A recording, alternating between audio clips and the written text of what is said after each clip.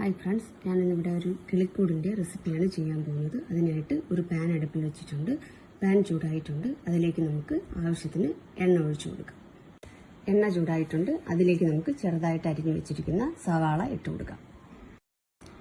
സവാള വഴണ്ട് വരുന്നതിന് ആവശ്യമായിട്ടുള്ള ഉപ്പ് കൂടെ നമുക്കിപ്പോൾ ചേർത്ത് കൊടുക്കാം. സവാള ഇവിടെ വഴന്നു വന്നിട്ടുണ്ട്. ഇതിലേക്ക് നമുക്ക് വേവിച്ച് വെച്ചിരിക്കുന്ന ഉരുളക്കിഴങ്ങ് ഇട്ട് കൊടുക്കാം. ഉരുളക്കിഴങ്ങിട്ട് ഇത് നന്നായിട്ടൊന്ന് മിക്സ് ചെയ്ത് കൊടുക്കാം. ഉരുളക്കിഴങ്ങും സവാളയുമായിട്ട് നന്നായിട്ട് മിക്സായി വന്നിട്ടുണ്ട്. ഇതിലേക്ക് നമുക്ക് വേവിച്ച് വെച്ചേക്കുന്ന ചിക്കൻ ഇട്ട് കൊടുക്കാം. ഇത് ഞാൻ വേവിച്ച് പിച്ചി വെച്ചിട്ടുണ്ട്. അത് ഇതിലേക്ക് ഇട്ട് കൊടുക്കാം. ഇതിലേക്ക് നമുക്ക് ഒരു 1/2 സ്പൂൺ മുളക് പൊടി, 1 സ്പൂൺ കുരുമുളക് പൊടി,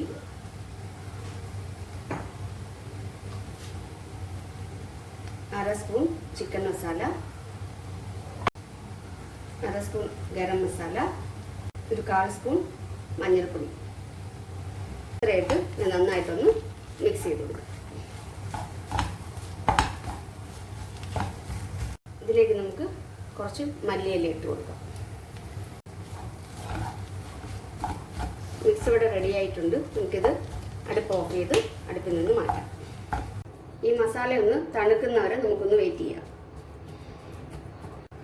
ഞാനിവിടെ കുറച്ച് കാടമുട്ട പുഴുങ്ങി വെച്ചിട്ടുണ്ട്. ഇനി നമുക്ക് ഈ മസാലയ്ക്കുള്ളിൽ ഈ മുട്ട വെച്ചൊന്ന് കവർ ചെയ്തെടുക്കണം. കുറേശ്ശെ മസാല എടുത്ത് മുട്ട ഇതിനുള്ളിൽ വെച്ച് നമുക്കിതൊന്ന് കവർ ചെയ്തെടുക്കാം. ഇതുപോലെ തന്നെ നമുക്ക് എല്ലാം ഒന്ന് റെഡിയാക്കി എടുക്കാം. എല്ലാം തന്നെ നമ്മളിവിടെ റെഡിയാക്കി എടുത്തിട്ടുണ്ട്. ഇനി നമുക്കിതൊന്ന് ഫ്രൈ ചെയ്തെടുക്കാനായിട്ട് ഒന്ന് കോട്ട് ചെയ്തെടുക്കണം. അതിനായിട്ട് ഇതൊന്ന് കോട്ട് ചെയ്തെടുക്കാനായിട്ട് ഞാനിവിടെ 2 മുട്ട പൊട്ടിച്ച് വെച്ചിട്ടുണ്ട്. കുറച്ച് ബർമസലി എടുത്ത് വെച്ചിട്ടുണ്ട്. നമുക്കിതൊന്ന് മുട്ടയിൽ ഡിപ്പ് ചെയ്ത് ബർമസലിയിലൊന്ന് കോട്ട് ചെയ്തെടുക്കാം.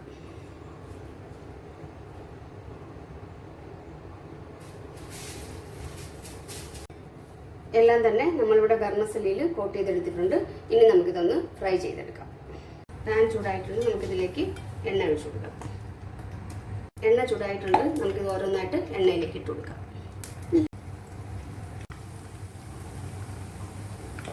നമുക്കിതൊന്ന് മറച്ചിട്ട് കൊടുക്കാം.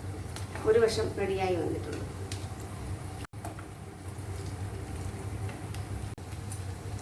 ഇതിവിടെ റെഡിയായി വന്നിട്ടുണ്ട്. നമുക്ക് അടുപ്പ് ഓഫ് ചെയ്ത് ഇതൊരു പാത്രത്തിലേക്ക് മാറ്റാം.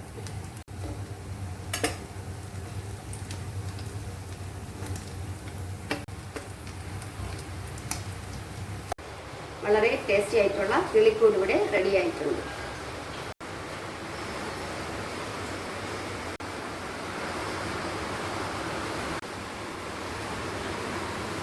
ഈ റെസിപ്പി ഇഷ്ടമായാൽ എല്ലാവരും ഒന്ന് ട്രൈ ചെയ്ത് നോക്കണം. അതുപോലെ തന്നെ നിങ്ങളുടെ കൂട്ടുകാർക്ക് ഒന്ന് ഷെയർ ചെയ്ത് കൊടുക്കണം. ലൈക്ക് ചെയ്യാനും സബ്സ്ക്രൈബ് ചെയ്യാനും മറക്കരുത്.